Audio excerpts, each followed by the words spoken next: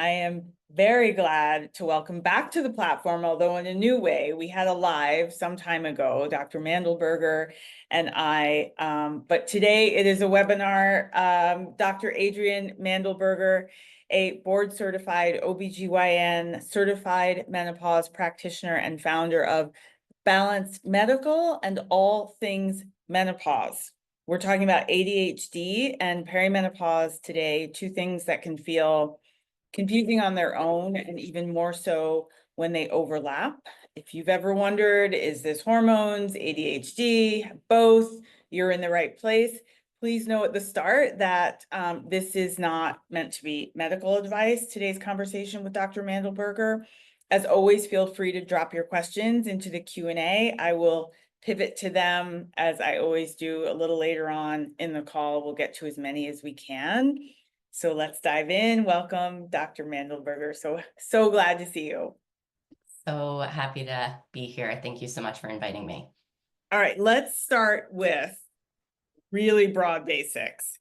ADHD by definition, and then how might it show up specifically in women versus men? I remember years ago, like when my son was a younger boy, maybe even before he was born, hearing about the sort of wave of ADHD, but it was definitely directed at young boys. Right. And it wasn't really, I think, well into my adulthood that I started to hear about women and ADHD. Absolutely. So it's a great and big question. Sorry. So, no, it's good. It's good. This is the heart of it. This is right in it. Great. So ADHD is considered a neurodevelopmental disorder. It is probably almost entirely genetic, although of course there are environmental factors, but it's very largely genetic. It's like about a 50% inheritance rate if you have one parent. Wow. With the diagnosis. It is characterized by difficulties with attention, with executive function, which constitutes things like organization and planning, time management, as well as hyperactivity, impulsivity. And there are sort of 2 or 3 flavors of ADHD. There is the predominantly hyperattentive / impulsive type. There is the predominantly inattentive type, and there is the combined type, which are the lucky ones that have all of it. And, you know, there are official diagnostic criteria defined by the DSM-5, which is the, you know, psychiatry statistical manual of diagnoses. And you have to qualify by certain criteria in each category. Important things for the layperson to know, though, is that these traits or problems need to have persisted essentially throughout a lifetime. Now, certainly symptoms can fluctuate, get worse, get better over time, depending on circumstances. But the underlying traits, I really like to call it traits as opposed to symptoms, depending on how you flip it, need to have been present essentially before the age of 12. Wow. Now, okay. Yeah. So I mean, they're really, I think of it almost as a personality type. I think of it as a personality type. What does that mean for you?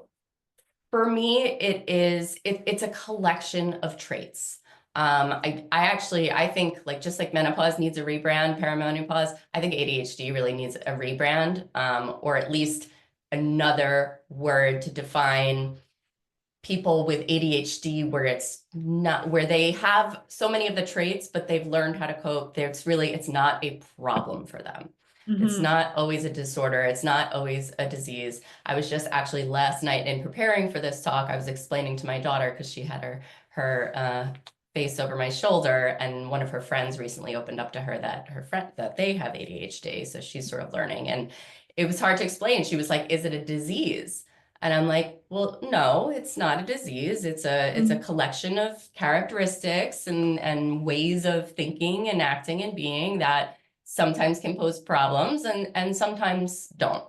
And so I don't like that it's even called the word disorder, but of course, there are many, many cases where it can become significantly problematic to a person's life. Yeah. So I'm thinking about a young person, someone under 12, being diagnosed, I'm assuming that I shouldn't. Let me take that back. There may have been traits or behaviors that presented that were disruptive to that younger person. Right.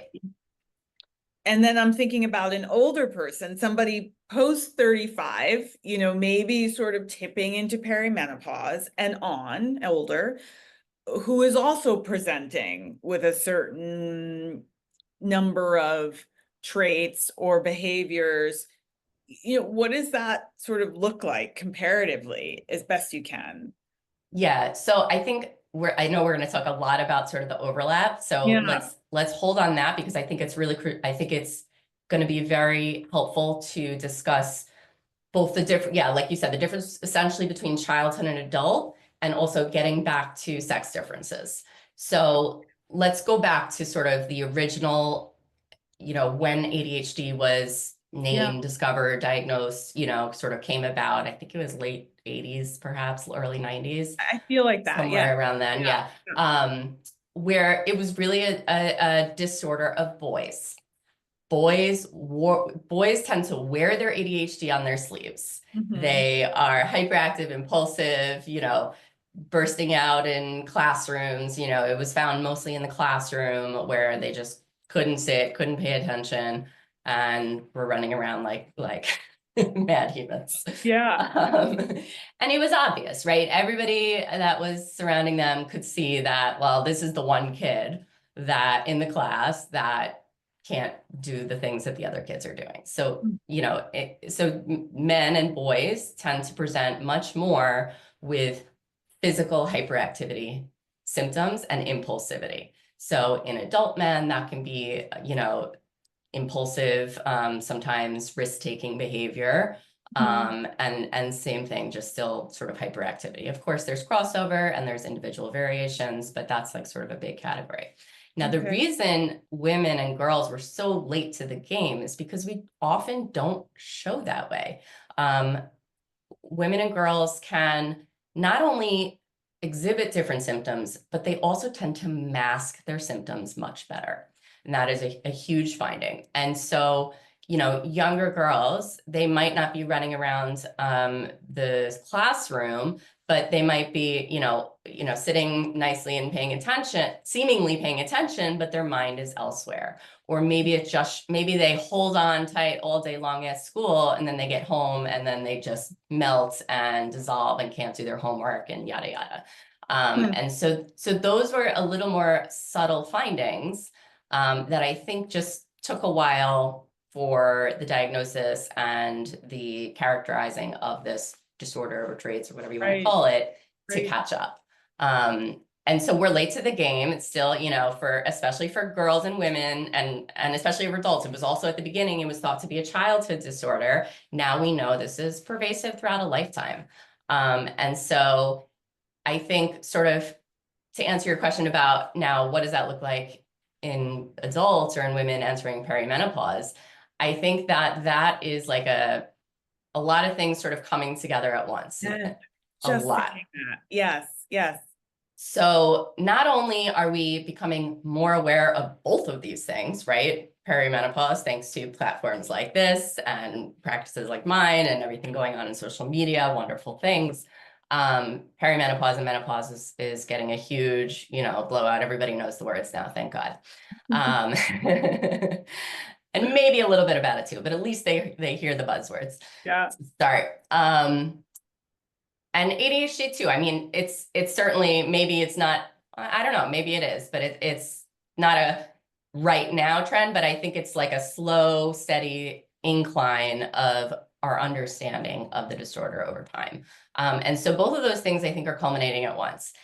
And then on top of that, in midlife, in adulthood, there are so many things. So we are battling families, careers, aging parents, deaths, so many life events, not to mention our hormones are rapidly declining. And I'm sure we'll get into, but there is an incredible biochemical connection between sex hormones and essentially dopamine and almost the same pathophysiology as ADHD.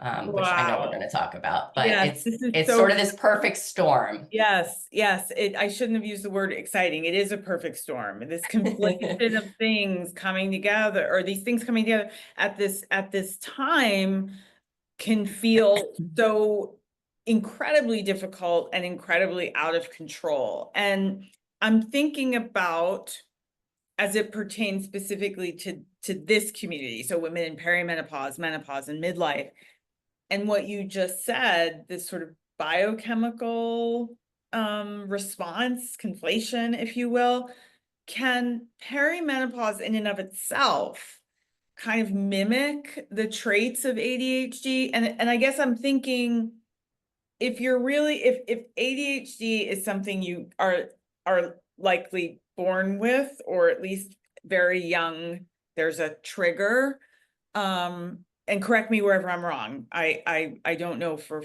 fact. But if it really is a lifetime series of, conflation of traits, how does perimenopause fit in there, and can it be a trigger? Absolutely. So it's like you said, it's not that it's a trigger that suddenly you have the disorder. It is a potential trigger where suddenly you are no longer able to cope with the symptoms, and the symptom severity goes up significantly. Let's talk for a moment about the biochemistry. This is where I sort of nerd out and am fascinated by all of this. I was like a neurobiology major in college, and I love this stuff. Even though I didn't go into neurology because I have ADHD, and that is not and I want to hear about that as well, because you are very high functioning, clearly, and you'd be surprised. You are living with ADHD, and I'm someone I have other questions about, but terrific, nerd away, nerd out. Happy to talk about it, but we'll get there. But yeah, neurology, I don't recommend it for any doctors with ADHD. Okay. Most of us go into either OB-GYN or ER. Really? For good reason, yeah. Okay. Now I forgot because of my working memory. What were we talking about? You were gonna nerd out on the biochemistry part. Yes, great. Yes. Okay. So estrogen and dopamine are intimately intertwined, connected, interrelated in so many ways. Estrogen promotes dopamine synthesis and release. It inhibits the enzyme that breaks it down. No, it inhibits the breakdown by promoting this enzyme inhibiting this enzyme that does break it down. So it stays around more in the synapse. I don't know if I said that right. It inhibits its breakdown. Okay. So there is more availability and transmission of the hormone, the neurotransmitter, dopamine. And what dopamine does is essentially, a lot of people know by now, there's books on it, but dopamine is, in addition to some others, but is the sort of foundation of the symptoms and traits of ADHD and why they occur. It's usually due to either it's thought to be low dopamine or poor dopamine transmission, or some poor development of the brain regions involved in dopamine transmission.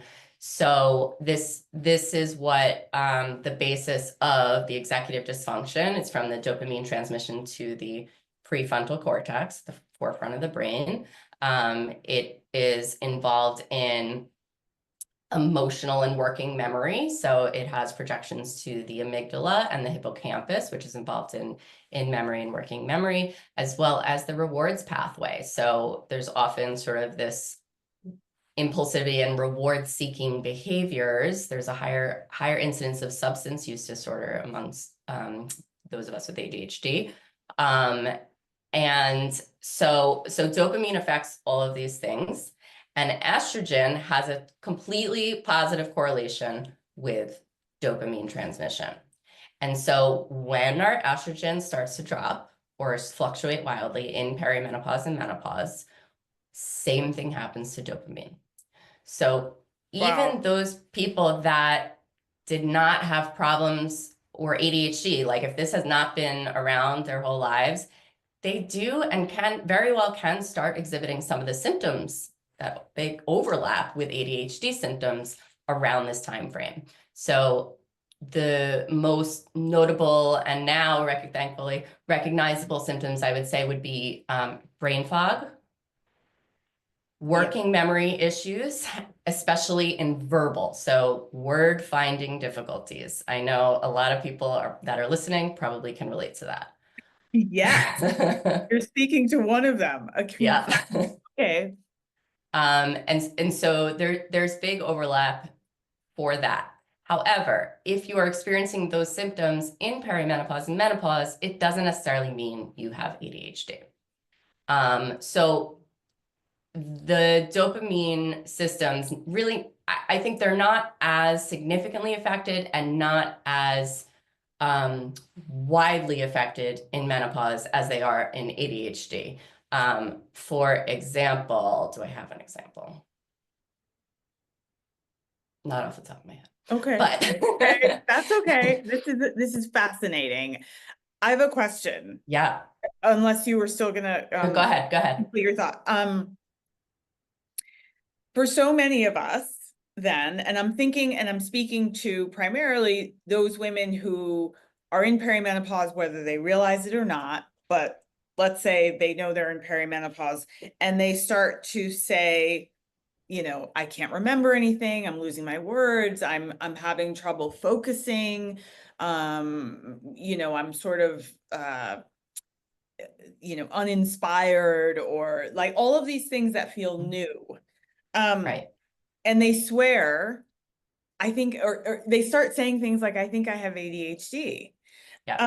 Can you talk about sort of how valid that self-awareness is and what next steps might be, and if it's really possible to self-diagnose, and is that a risky business to get into? Yeah, that's a great question. So the biggest difference I think we quickly mentioned earlier is if these traits and symptoms have been at least somewhat pervasive throughout a lifetime, as well as if you hit sort of the a large enough quantity, like you check enough of the boxes of the symptoms. Right. One great resource is called, let me just make sure, it's called the Adult ADHD Self-Report Scale, which can be self-administered or, you know, given by a practitioner. It's pretty readily available online. I can also link it to my website later. Maybe you guys can too. And it asks pointed questions. I can just give you an example because I have it here. So, you know, when you have a task that requires a lot of thought, how often do you avoid or delay getting started?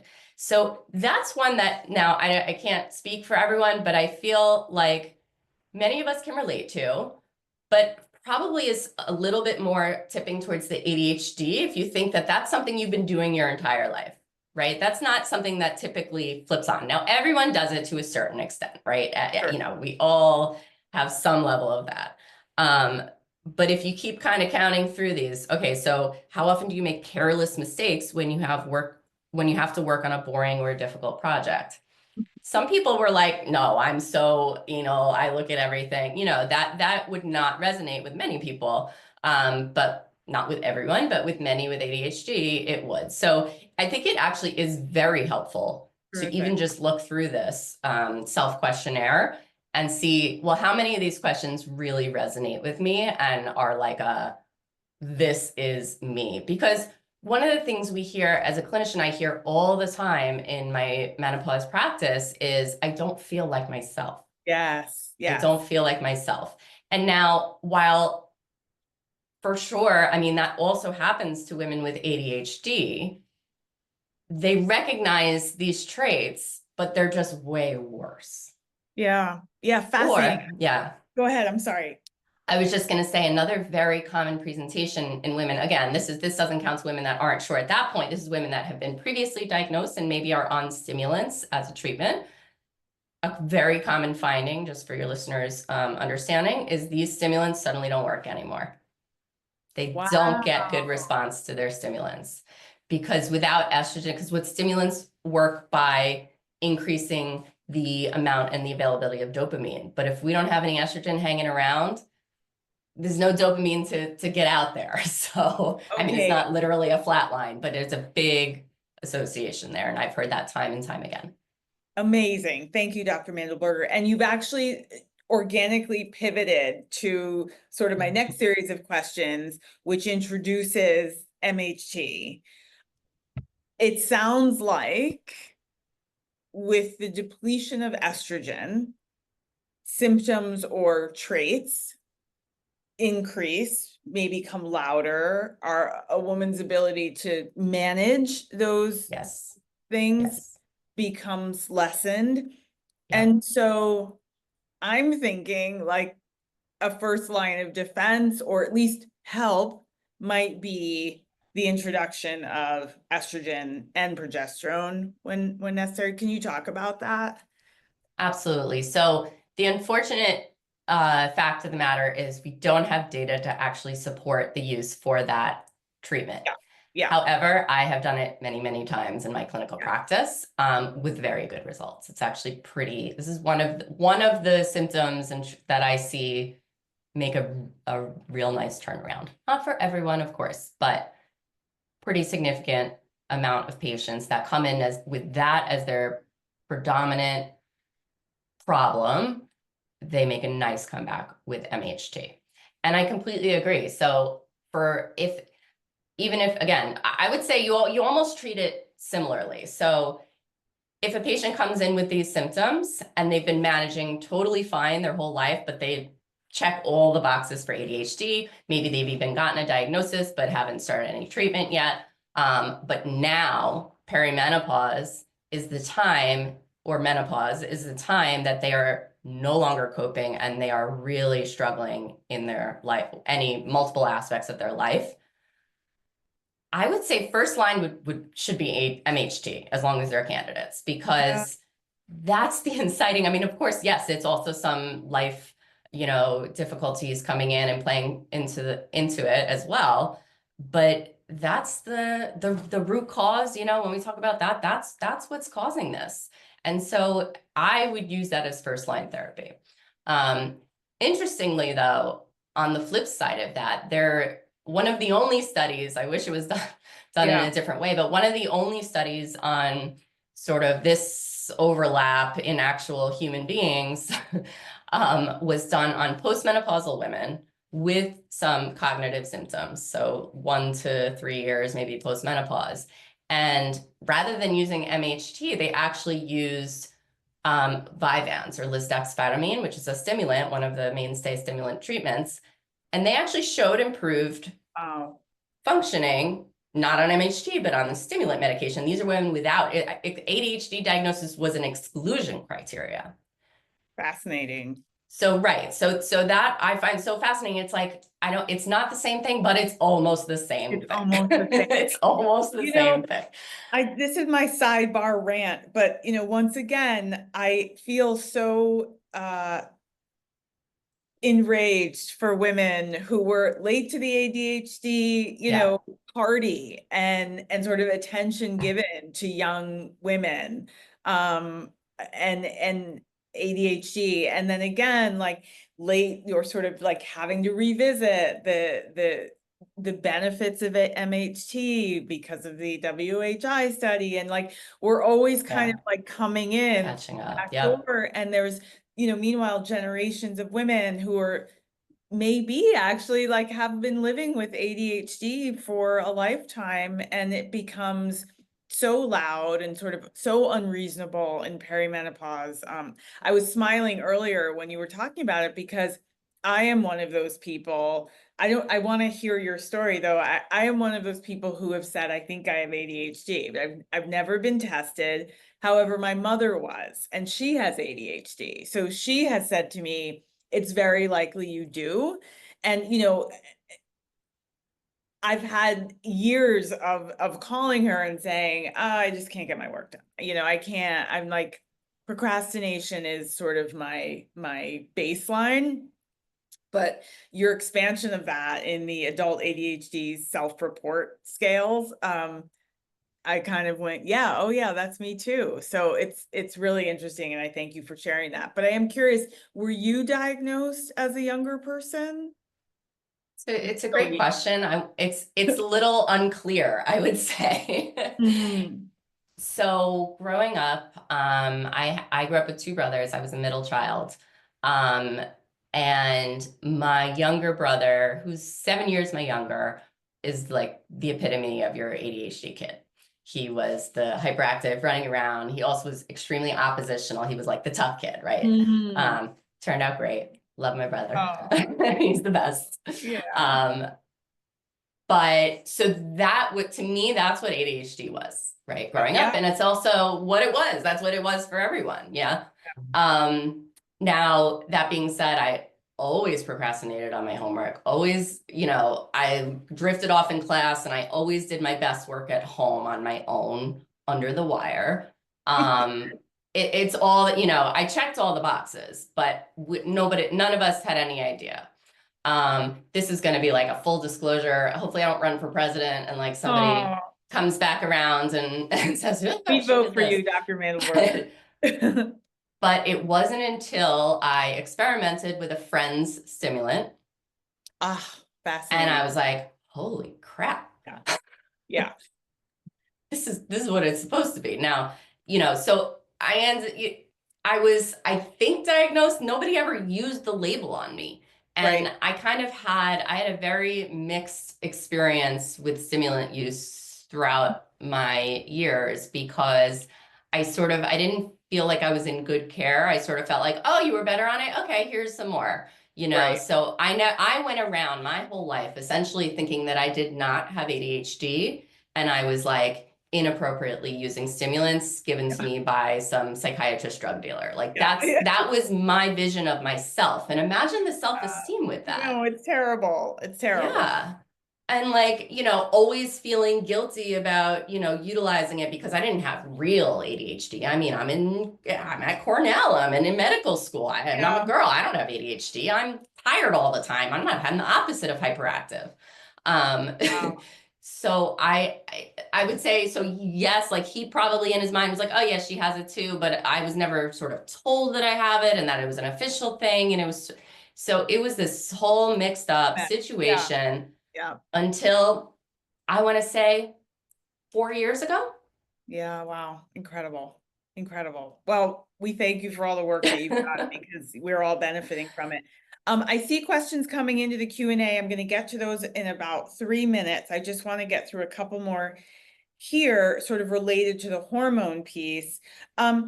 If someone is initially taking ADHD medication, the stimulants that you've referenced, and enters into perimenopause, is their ADHD medication any less effective? Yeah, so I Yeah. mentioned this quickly before. I mean, it's not an 100%, and it's not like if you start skipping periods, you shouldn't automatically go up on your stimulants, right? That's Or so good or to know. Yeah. assume that you're going to need to do that. Yeah. Yeah. However, if you feel like this is weird, I've been on this medication for so long and now I'm suddenly not functioning anymore, that is very, very valid. And it is a real phenomenon. I've seen it many, many times in clinical practice. And it is likely because of the availability of dopamine related to the availability of estrogen. It's just incredible. I'm so really grateful for your wisdom in this. Again, I know my information is anecdotal, but I also was one of these people as I entered into perimenopause and then late into perimenopause. It was very difficult to execute work, to give attention to things, all of it became terrible. And again, like getting this word out, having conversations like this is so critically important to women as as they sort of walk through this season of life and be aware. I'm going to turn to a couple questions that have come Can in. I Please. interject before that? Because there's something Yes, very much related to sure. that. Yeah, And just sort of continuing with my own story. please. So I want to acknowledge women that are maybe not yet in perimenopause or not sure if they are or in late reproductive stage, because this is what echoes for me. So the reason it was, say, about 4 years ago for me, is I started getting essentially PMDD. Which, by the way, we haven't mentioned, but is really important to note that mood disorders are highly coexistent with ADHD, as well as, by the way, and at this point shouldn't be surprising, hormonally related mood disorder, such as PMDD, postpartum depression, and guess what? Postmenopausal depression. But my point being is I sort of, as my hormones started shifting in late reproductive stage, I was no longer able to function in the luteal phase. Wow. And so this is still for cycling women. And by the way, same thing with stimulants. It was, if, you know, I've been on and off, but at times that I was on stimulants, it stopped working in the luteal phase. Amazing. Oh, Because of the rises and falls in the estrogen. And actually, some people with progesterone can also almost occasionally can counteract some of those estrogen functions. Both this has positive, but also sometimes negative effects on cognition in the brain acutely. But just to note that this doesn't just apply to perimenopause and menopause, but throughout a life cycle, hormones play a huge role in symptoms and dopamine-related cognition and management. thank you so much for that, Dr. Mandelberger. That is, thank you. That's fantastic information. Someone wrote in, a lot of us, you had talked about this, a lot of us with ADHD also have methylation issues, such as, I'm not, MTHFR, MTHFR, yeah. COMT, and have difficulties with detoxing estrogen and dopamine. Is estrogen therapy counterindicated for us? It's a big one. I'm not an expert on that subject. What I will say is COMT is the sort of bridge between, one of the bridges between estrogen and dopamine. So COMT is that enzyme that I mentioned earlier that breaks down dopamine, and then genetic changes in the COMT enzyme can lead to disruptions in dopamine functioning. So if there's too much COMT, it's breaking down too much dopamine, leading to less availability. Estrogen inhibits COMT, estradiol specifically. So estradiol inhibits COMT such that there's greater dopamine bioavailability. These are genetic. I think there is, I can't comment for certain. I don't know the data on this. I believe there is a relationship, like the listener mentioned, between COMT and methylation. I'm not an expert in that area. I can't really comment on as to the breakdown products, but I will say I have used estrogen successfully in women that have both MTHFR and ADHD without trouble. Terrific. Thank you for that. B vitamins. Take your methylated B vitamins. Okay, somebody asked questions about vitamins in a moment. I'll get to that in 1 second. I've had issues with time management for as long as I can remember, starting as a kid, always being late. I'm both easily distracted and can be hyper-focused. You spoke to this, to the point I forget to eat and drink for hours. While You have ADHD. Ding, you ding, ding. Ding, ding. Is this ADHD? How does one get officially tested? Dr. Mandelberger. Yeah, if that sounds quite classic. Now, again, you can't make the diagnosis on one aspect, but those are classic symptoms. You can get the diagnosis. I would say start with taking that scale, because if you present to a physician already like, look, I checked always for all of these things, you know, it's a pretty high suspicion for it. And then just to get an official diagnosis, you would need a clinician. So either a psychiatrist, a psychologist, with, I would say, probably a doctorate psychologist. So either a PhD or a PsyD, somebody that ideally specializes in ADHD, although most psychiatric clinicians will be able to diagnose this. There is neuropsych testing. They can be quite extensive. And I think for most people, if it sort of fits the bill, it's probably not necessary. They're extensive and expensive. So that is probably best utilized, and again, I don't provide these. I'm not a psychiatric clinician. I'm an OB-GYN with ADHD and an interest in ADHD. Yeah. But I believe those are most utilized for diagnoses that are not as clear, because there is a lot of overlap in things like bipolar or even depression and anxiety. So, or even autism, by the way. So it's interesting to, I mean, it's important to distinguish in those cases, but when it's pretty clear cut, not everybody needs to do neuropsych testing. Okay. The other part of that, remind me. It went away, but I think you've answered that. Oh, time management. Time management. Thank you. I I'm mean, glad you it's remembered. really, the struggle is real when you're in a room full of You know, ADHD. I mean, you always got to have the one person that doesn't have it to like reel everyone back in. So there are a lot of strategies. It is a major struggle for many, many people with ADHD. We often have something called time blindness, where essentially time is black and white. Things get categorized into now or not now. And so I have the same struggles. And when trying to get somewhere, it's either too early to leave or oops, it's too late.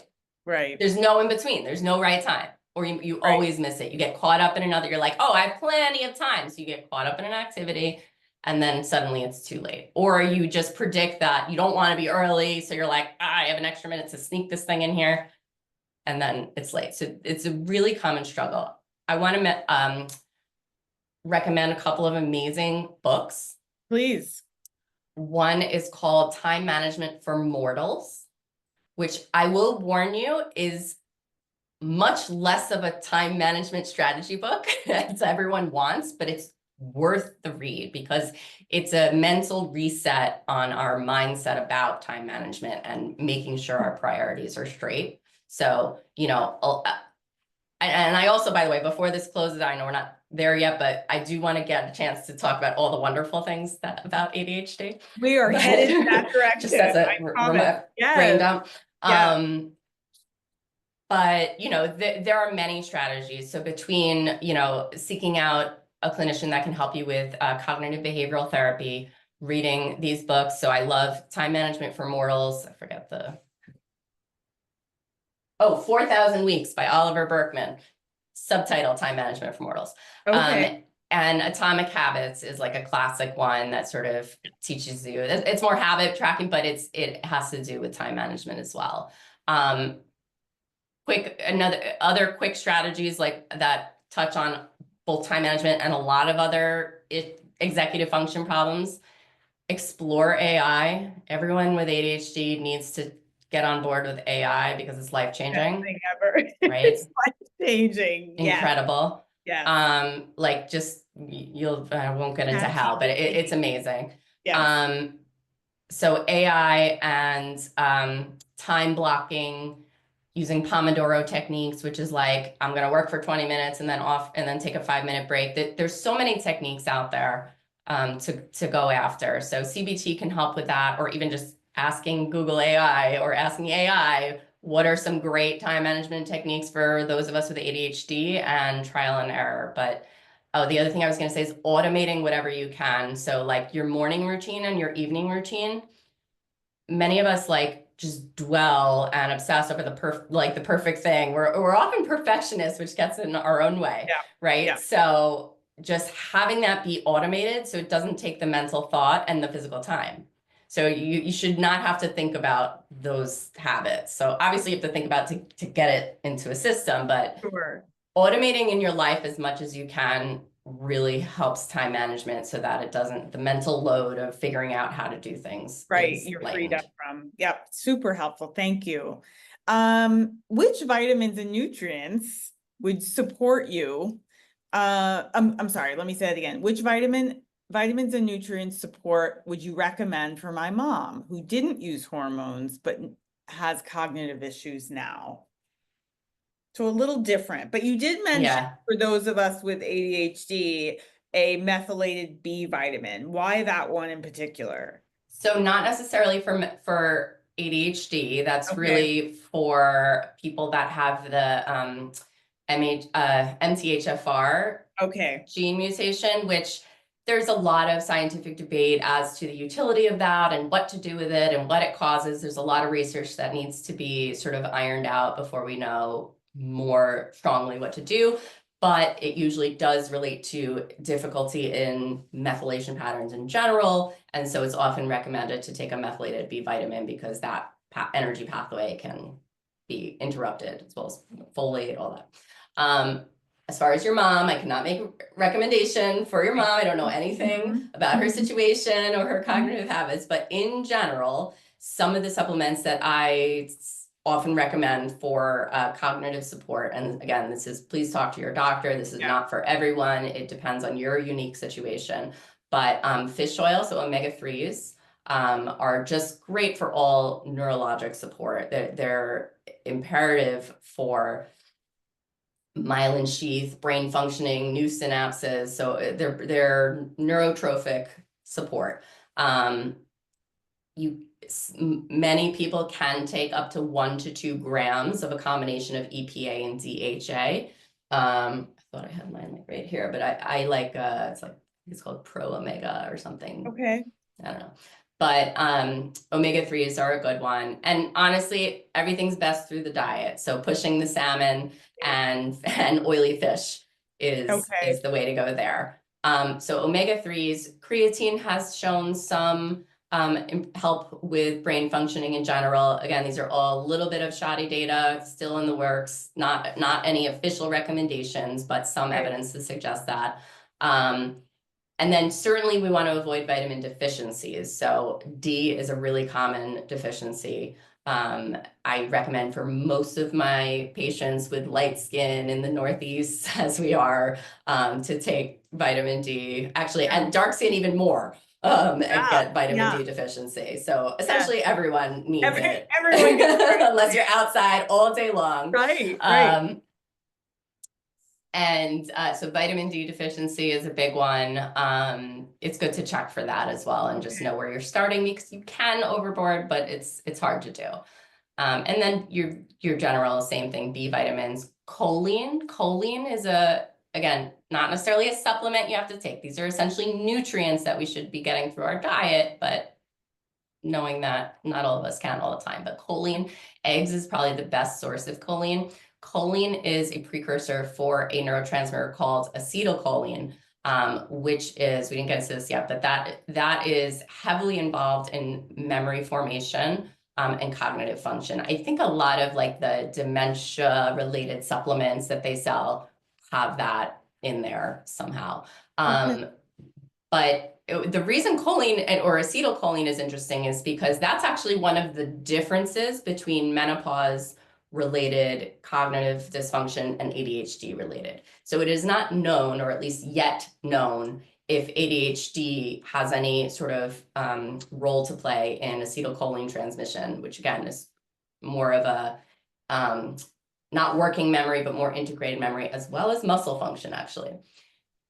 So not so much ADHD, but estrogen plays a big role in same way it does with dopamine in its transmission, in its making sure it's not reabsorbed easily, and the functioning. So both, again, memory, and then now muscle strength, muscle function. That might be where, I don't know the pathway here, but I wonder if creatine plays a role in that pathway. I don't know the biochemistry there, but I'm just thinking off the top of my head because it's muscles and brain, but I'll have to, that's my ADHD brain dump. I'm gonna brain dump right now. This is a technique I use when I go off in tangents so that I can get back to it.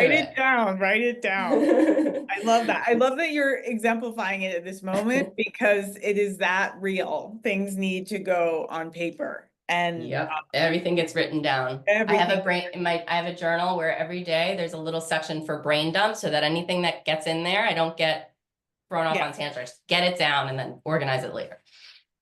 Dr. Mandelberger, just to sort of close the loop also on, you mentioned several strategies and techniques, some book references, which I really appreciate, supplements to be mindful of, bringing your ADHD self-report scales to your physician. So going into your appointments armed with information.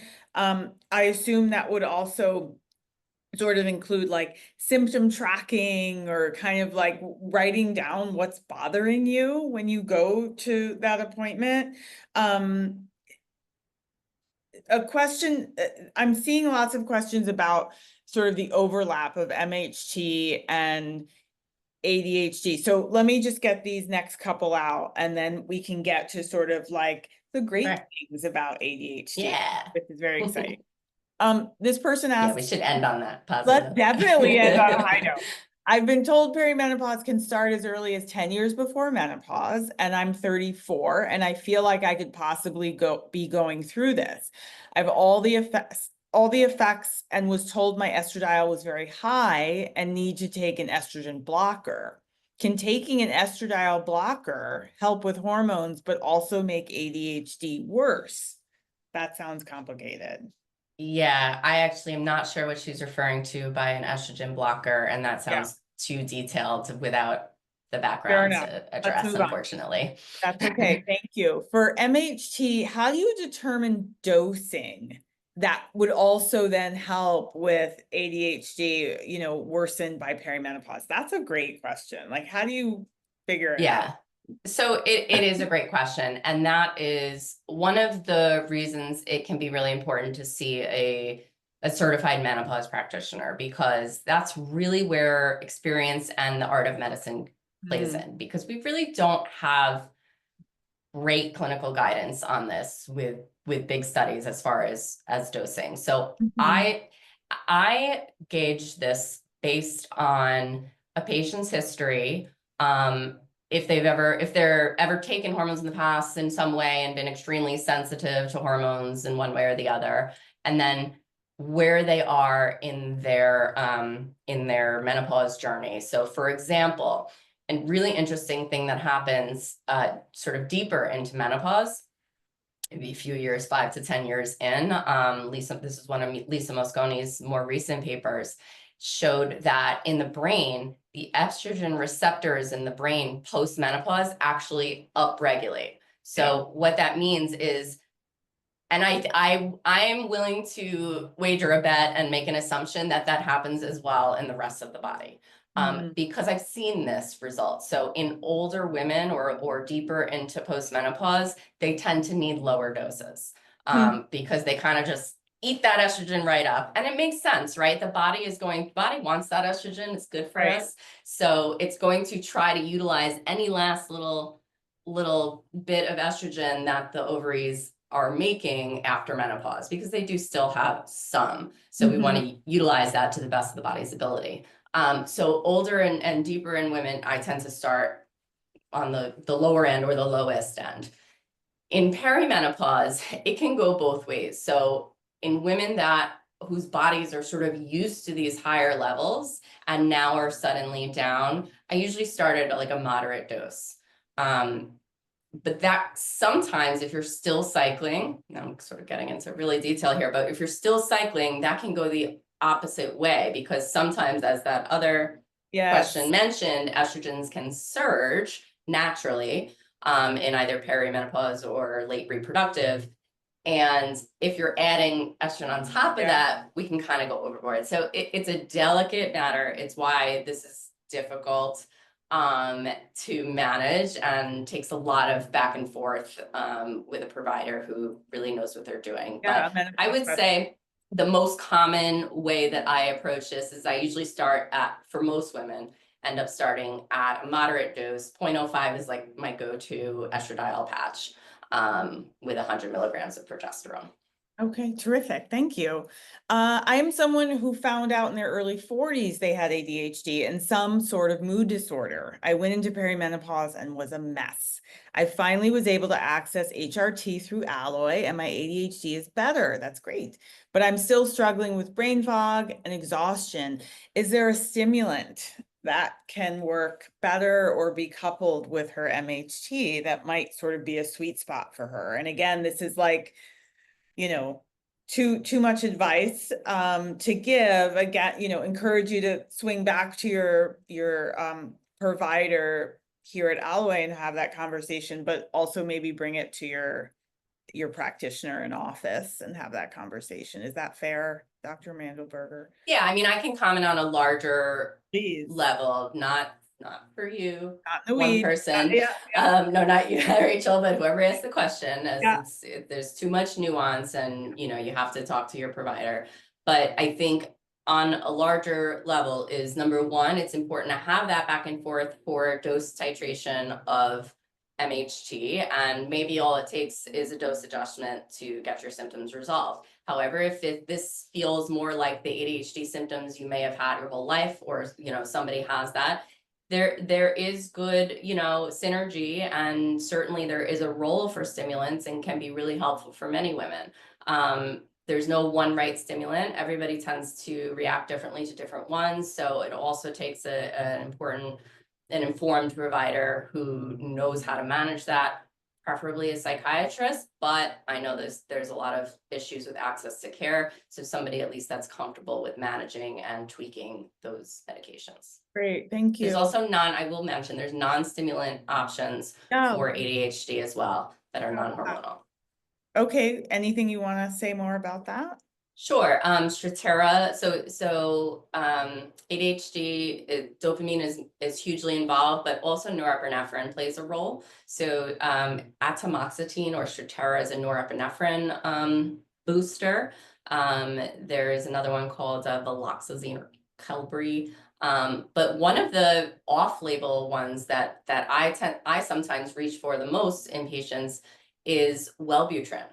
So Wellbutrin is a nice one, especially in perimenopause, because it's mild. It's not like a super potent, but it can touch on a lot of the problems in a little bit, each a little bit of a lot of the problems that can come with perimenopause. So it's a treatment option for depression. It works by the way, enhancing dopamine and norepinephrine, which now we know that those are both heavily involved in ADHD.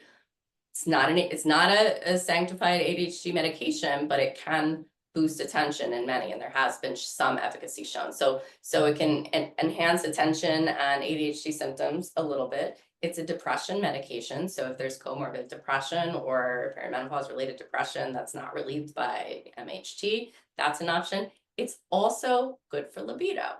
So in women that have, again, it's not a treatment for libido, but it's sort of like a bonus side effect, I would say, is it can boost or enhance libido and orgasmic functioning, which is the opposite of what happens with SSRIs. So it kind of covers a lot of bases. So if we're talking about a non-stimulant and or antidepressant, that tends to be one of my favorites to pull from. Terrific, thank you. I'm going to ask one more question before we get to kind of rounding up our conversation. This one seems particularly important for people to know who, as you spoke to and about, sort of women pre-perimenopause. I'm perimenopausal, breastfeeding my 14-month-old son and have ADHD. I'm struggling immensely with cognitive function. Would HRT work for breastfeeding women? Can you speak to that? So it's really not indicated for breastfeeding women. I mean, it's not that it's wrong or dangerous or anything like that, but it can interfere with milk production. Just like if you're on the birth control pill, same thing. It can lower milk production. So it's a tough one. It is, I mean, depending on how postpartum, but breastfeeding is suppressing the natural menstrual cycle. It is probably lowering your natural estrogen. And you can get similar symptoms. So that's another one, like we talked about, these sort of hormonal life transitions postpartum is one of the big ones that can worsen symptoms. So, you know, again, it's a discussion with an informed provider on a personal level, but it probably, I mean, I don't know that it would be my first pull. Sure. As No, MHT. Yeah. I wanted you to speak to that because I know there will be women who watch this conversation later who are in the same boat, and it's an unusual sort of place to be, and I want to make sure that those people get their question answered. as well. Somebody asked about a preferred medication for women in menopause with ADHD. You know, it sounds like there's this coupling, as you said, kind of MHT as a first line of defense and sort of bringing in other medications. But for people who are intolerant to something like Adderall, or a stimulant, whatever, what might you suggest to those people? So like I said, I mean, there's non-stimulant medications, but like I probably would go for Wellbutrin. I mean, because it hits a lot Okay. of those Okay. points. Okay, great. Let's get to the good stuff, Dr. Mandelberger. All right. Yeah, when you think about that, the great things of ADHD, what are you thinking about? So, like I said, I view it as a personality type, a trait, you know, a collection of traits. And there's so much good with the bad, right? If it was so bad, we would have all died off a long time ago. Yeah, yeah, Right? I that is mean, so true. it wouldn't be so prevalent in our genetics if it was all bad. Great It's point. pretty efficient. The evolution is incredibly efficient, whether it's God you believe in or just straight up chance, but it's efficient, whatever it is. Yeah. So there is a lot of good. I mean, and they tend to be the same traits that are both good and bad in some ways. So we tend to be dreamers. We tend to have a big imagination and be the ones that can think outside the box. We tend to, when we are interested in something, you know, this is controversial, but like nobody's more productive than an ADHDer. It's so true. We can get a lot done in a short amount of time. Lots on. You find your thing. I mean, granted, the rest of your life is a hot mess, but that thing is happening. Yeah, that's so At least true. like 75% of it. You know, and Okay. then maybe somebody has to finish it. Okay. I love that. Thank you. Anything So else? hyper focus, right? Hyper focus can be a good and a bad, right? I mean, you're getting way deep into something, but maybe at the expense of other aspects. So the dreamers, we are a higher proportion of entrepreneurs and creatives. Okay, it's a disproportionate population, you know, in that, which I find fascinating. Sure. And so if you are somebody with big ideas and have ADHD, you need to go for it. Just make sure you find a doer to ride along with you. You're the dreamer and you need a doer. Mm-hmm. We tend to be oftentimes, you know, pretty empathic, I think, which is usually a good thing, but can be sometimes some people are people pleasers, which can be hurt you or help you at the same time. We can be so a little bit of that defiance and that strong need for freedom and self motivation. So that makes us same kind of thing, creative entrepreneurs, thinking outside the box, but also sometimes can get in conflicts, right? Or be the bold, outspoken one that like is not walking in line with the ducks, and that pisses everyone off, but maybe sometimes it's a good thing and sometimes it's a bad thing. Those are probably some of the big ones that come to mind, but you know, I think it can be a wonderful thing. I mean, so many people think of it as a superpower. That's one of my favorite terms is the ADHD superpower. It's just important this is why I think that early diagnosis is important, but at the same time, you have to destigmatize it. Because if you understand how your brain works, I only started understanding my brain in the last, like I said, 4 to 5 years. Yeah, and so I just spent the first, 35 years of my life mad at myself, right? And thinking I'm unworthy, and that is very common amongst women with ADHD is poor self-esteem. So if you know that, oh, I'm just this type of person, and this is how my brain works, let's figure out how to optimize that. And if you can learn that early without being stigmatized as having a disorder, then it's no longer a disorder. That's fantastic. I would love to leave on that note. Is there anything that you think we've missed? It's such a larger conversation. We could keep going we covered a lot, I think, today. Is there anything that jumps out for you that you would want to leave all of us with?